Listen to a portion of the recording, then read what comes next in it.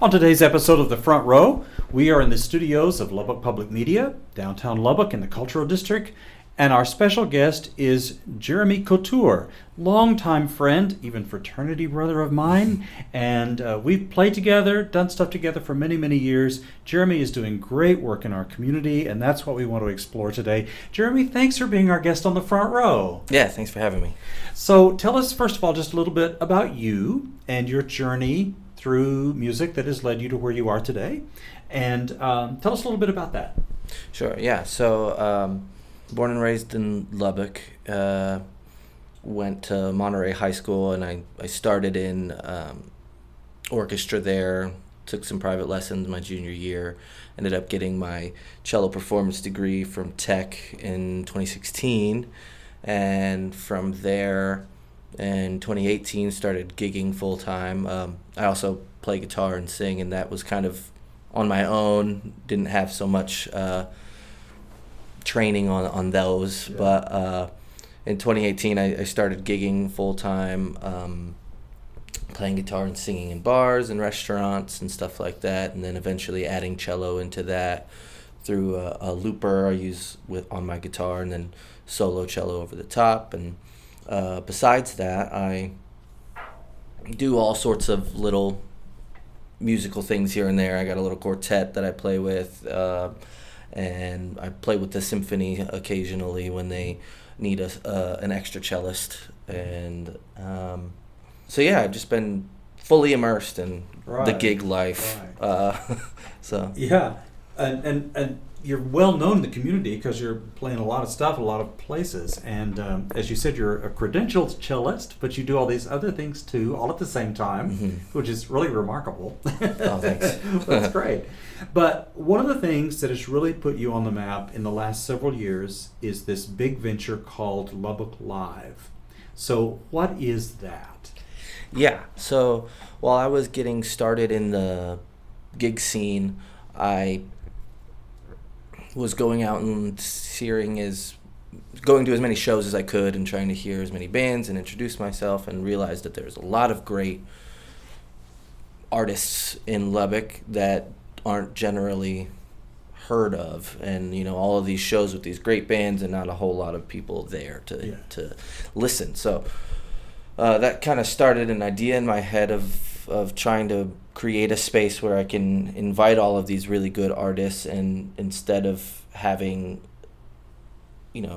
locals try to find all these individual shows, I can have one big show and market it hopefully well, and have everybody find these artists through there, and hopefully the goal being follow them throughout the rest of the year. Like, oh, I saw this band that was there and they were really, really good, and they're playing these shows over here, blah, blah, blah. And so it kind of started with music, and then eventually I kind of had the idea of, well, I want to, there's also a lot of other really great just art in general, whether it's dancers or theater or visual art, and just all the arts. There's a lot of really talented people in Lubbock. Yeah. And so added those, and then at the beginning realized that it costs money to put these things on, and and I found the best way to do that was through trying to be a nonprofit, because businesses can use their donations as a tax write-off, right? And that's more incentive to give when there's not a massive crowd at the very beginning. Yeah. So we became a nonprofit and formed in 2020, and had our first festival 2021, because 2020 kind of got a little derailed. Right. And so from there, we also, one thing I forgot to mention is we wanted to give back to local arts.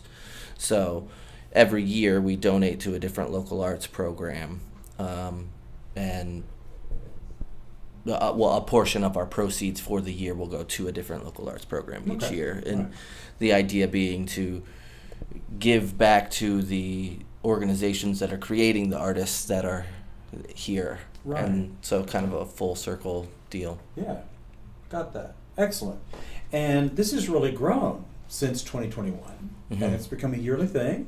And whereabouts do you like to do it? Have you found a venue that you really like? Yes, so we've been in the Arts District the whole time, starting over in the Luca and Two Docks area. Mm-hmm.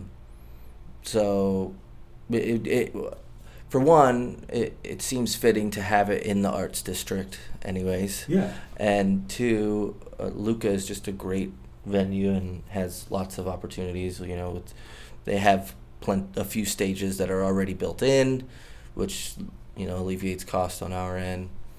And since then, this year being the 5th year, and starting last year, we have built a big stage in the street on Texas Avenue next to Two Docks. Okay. And big 30 feet by 30 feet stage. So Yeah.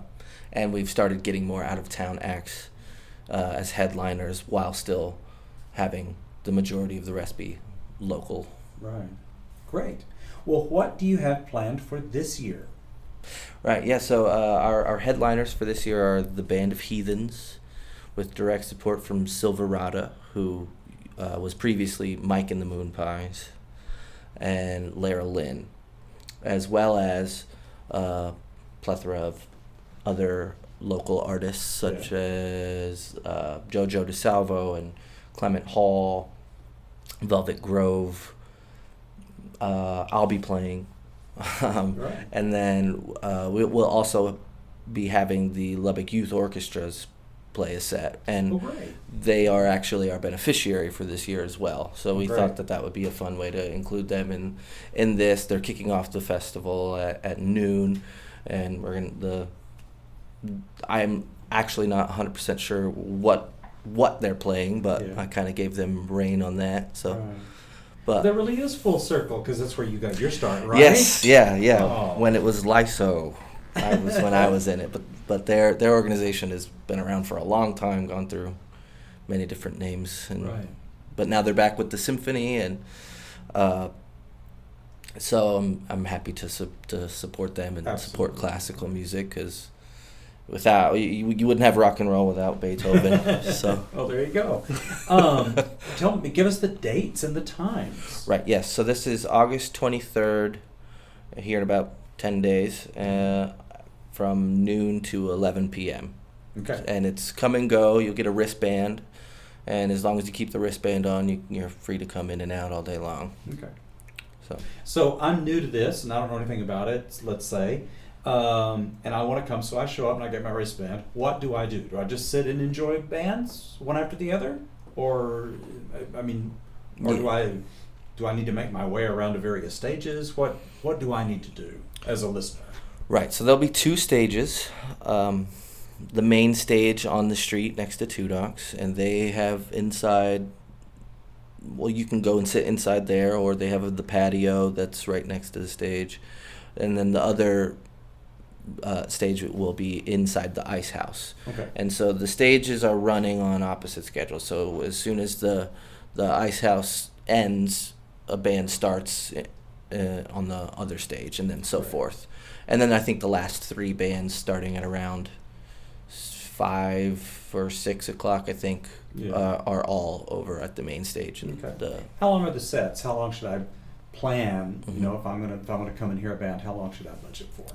So generally 40 minutes until the end. So Lara Lynn will be 50 minutes, Silverada an hour, and then the headliner starts at 9:30, the Okay. Band of Heathens, and they are an hour and a half Okay. for their Right. set. And then as well as that, there are food trucks and vendors, so you can walk around. There'll be an area where you can sit and eat. I think there'll be a cooling station with some misters and things of that sort, and so there's a lot to do, and it'll all be kind of in a condensed little area with the ice house and Two Docks and a nice little square. So Okay. visual artists as well that will be around the area. So Right. Plus all the typical cultural arts stuff that's there. Sure, Mhm. exactly. Now, Jeremy, I know you, and I suspect I know the answer to this. Did you do all the work to put this together? You did it all yourself, right? I not all myself. I have a team that I work with, and we have Amelia Jameson, who is our creative director, and she does all the designs and is helping with the marketing and posting and all of that. But a lot of my board also helps out. Okay. Taylor Swift at Two Docs, and Molly Ramirez is helping with stuff, and so we have a small team, but I won't say that I haven't done a good amount of work. I just know your work ethic, Jeremy, from way back when, and you always make sure everything gets done. You're just that kind of guy, and I figured you were doing a lot of the work. Well, thanks. Yeah, it is definitely a lot of work. Yeah, for sure. Great. Well, I think this is so good in our community, using local folks, by and large, in a local venue, helping a local organization as your benefit is. That's a great idea, and I'm glad it's gotten traction for you. That's really good. Is it where you want it to be? In the scheme of things, what do you foresee for the future? It's getting there. Yeah. I think when you start things like this, or at least maybe this might just be me, I don't know, but I have this grandiose idea, and you just think it's going to be amazing first time around. And not that it wasn't great. Yeah. But you think, there's going to be 3,000 people year one, and then you're like, well, okay, maybe not. You have these big goals, but it has definitely been growing, and we've been learning a lot, because I had no idea how to do any of this when I started. Yeah. Just kind of started, and Right. then have been learning as I go, and some lessons have been harder than others. Yeah. But I do think that we're getting to a point where we're realizing the spots where we may need to not go so big on certain things, and finding the areas where we can be reasonable but still staying true to the goal and the idea and the quality. Right. And so over time, I would love for this to become a deal where we have thousands of people, and we can have a few stages with some big names as well as a lot of local artists, and get 5,000-10,000 people out. That would be the main goal, I think. So Well, you'll get there. year 5, and I think by 10 that'll be easy. So Well, that's great. Excellent. So the bands that are playing at the end and the headliner, so where did you find them, and where are they from? Right, so we have the Band of Heathens, which they're an Austin-based group, and they so I got them and Silverado through WME agency. Silverado is a homegrown Lubbock band, and Lara Lynn, I believe, is from California, if I'm correct, and she's just awesome. Band of Heathens is great. They have the very famous cover of Hurricane, and then Silverado is just a slamming, really, really great country band from Lubbock, doing great things.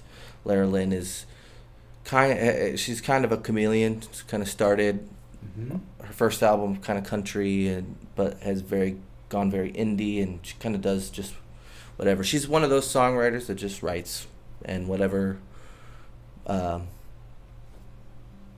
type of music comes out, I guess. I obviously I don't know her personally, but that's what I think when I listen to her. Great. So excellent. So you're pleased with the groups you've got this year? Think it's gonna be good for people to come and just listen for a while? Totally. Great. Really great bands. As always, the bands are always great. Because that's kind of the point. There's awesome music here, and I kind of want to show it. So, I'm never disappointed with the music we have. So Good. I am very excited about this lineup, though. I think people are really going to love it. And Great. Excellent. So- Give us times and dates one more time. right, so August 23rd from noon to 11 p.m. Doors open at 11:30. Tickets are $20, and it's come and go all day. And then you can get those at our website, which LubbockLiveFestival.com. Click the tickets button. Great. Children are 10 and under $5. Okay. Excellent. Great. Our guest on the front row today is Jeremy Couture, who is the founder and director of Lubbock Live. Jeremy, thank you so much for being our guest on the show today. Yes, thanks so much for having me. It's always a pleasure talking.